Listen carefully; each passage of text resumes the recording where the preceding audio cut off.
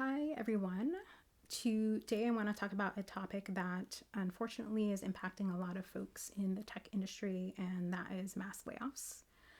I know a number of folks who have been impacted and who have been in prolonged job searches, and I know it's something that's causing a lot of stress and anxiety in the industry, even for folks who haven't lost their jobs.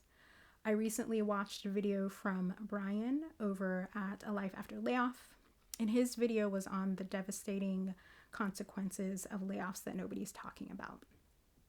And in his video, he did a really great job of highlighting some of the hidden things that people don't often think about when they're laid off. And because they don't think about them before they're laid off, it has particularly painful and damaging effects, both professionally and personally.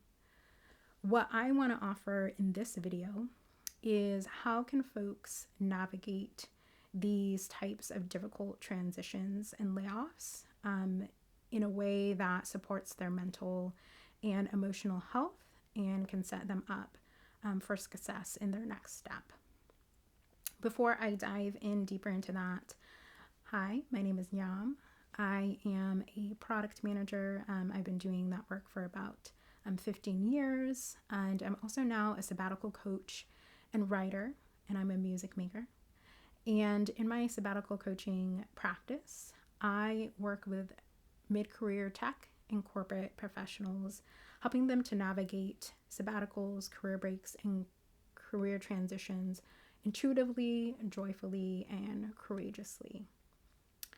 If that sounds like your jam, if that you sound intrigued, or rather, if you are intrigued, feel free to like this video and subscribe so that you can stay updated on future videos that I do. So in terms of this current topic, what I'll offer as a first piece for navigating something like a layoff is taking the space to grieve. I have not experienced a layoff personally, but I have experienced what I'll call a forced career break. Forced career break is like a layoff when you are involuntarily leaving a job, or maybe you're leaving on a negative consequence. So for example, obviously layoffs, the other circumstance could be something like you're just facing debilitating mental health. So that makes it really difficult to function in your job, and in particular to find a new job before you exit the current one that you're in. I unfortunately have experience with burnout. In much of my career, I had recurring rounds of burnout where multiple times I needed to exit a job before finding another one, just because I was so crushed mentally and emotionally that I really couldn't find a new job before exiting. So when you're facing these types of very painful endings at a job, it's really important to take space to grieve.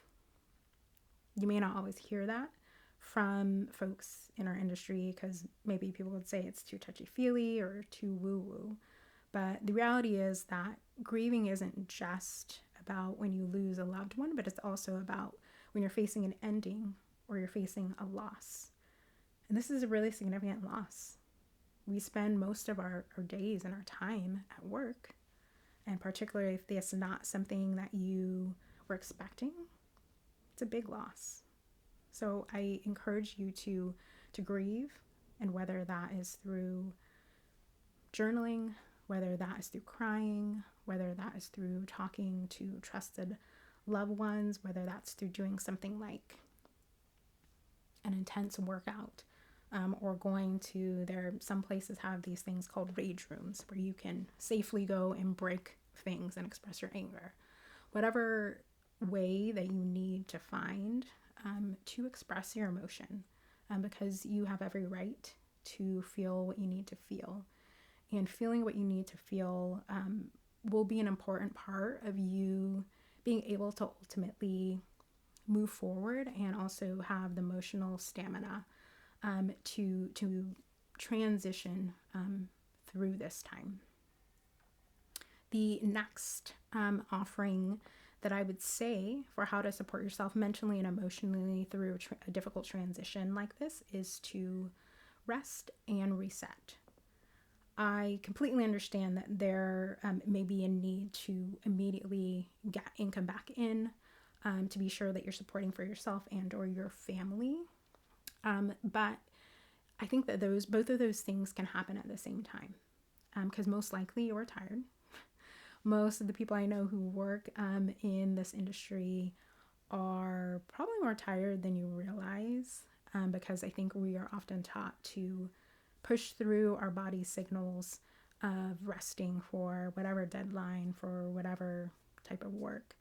And so I really encourage you to don't necessarily search for a job 8 hours a day.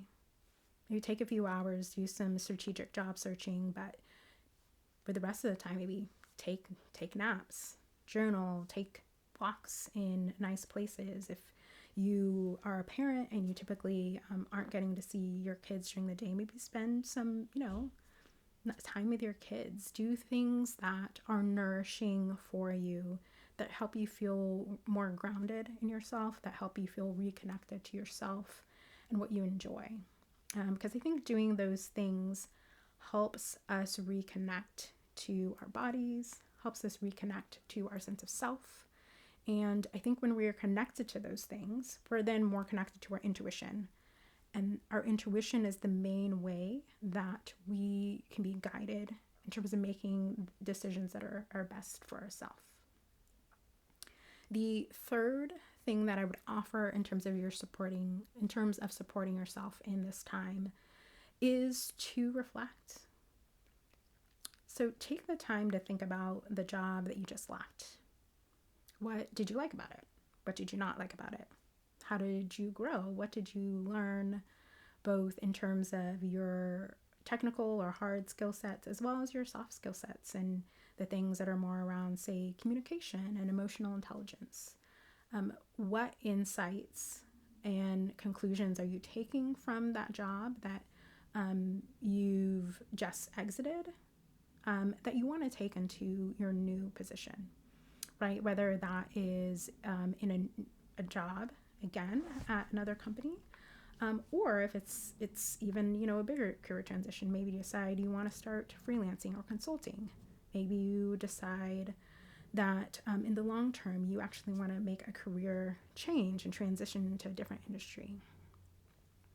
Whatever the case, I think reflecting is so important when we're in these endings, because I think it's a way that we can empower ourselves and get clarity on what we're leaving behind and what we're taking with us, and how we want to grow and what we want in our next season of life. So even if you are still going to be looking for roles that are aligned to the role that you've just exited, you want to do so with the lens of finding a place where you can thrive, right? That feels like a good match for you and feels like a good team for you, because that will ultimately contribute to your longevity and sustainability as, I'll say, beyond a worker, as a human being, because that's the most important thing, besides the labor that you provide to a company. So those are the 3 things that I would offer as you're navigating this time. So please grieve, take some time to rest and reset, and take some time to reflect. And so on that last point of reflecting, if you are someone who wants to go deeper into that, I have a free offering called the Mosaic 31 Days of Reflection, that will be starting March 1st, 2025. And each day when you sign up for the emails, you will receive a brief reflection that is from a quote, inspirational words, or poetry, as well as reflection questions. And so this is all through the lens of the 5 stages of grief, which are denial, bargaining, anger, depression, and acceptance. So each of the reflections are through that framework, but applied to thinking about career transition. So if that's something that sounds like it would be helpful for you, I'll include the link to sign up in my description. And otherwise, please let me know what you thought of this video. Did you find these reflections helpful? These suggestions helpful? Are there other things that you're trying to navigate in a career transition that you would be curious to get more information on? So comment and let me know what would be helpful for you.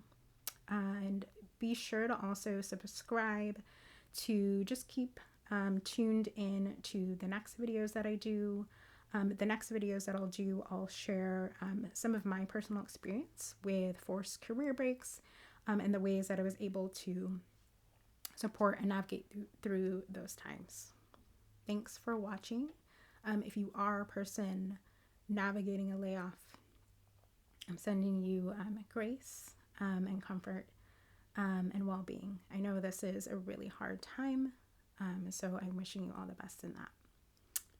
Thank you for watching, and I'll see you in the next video.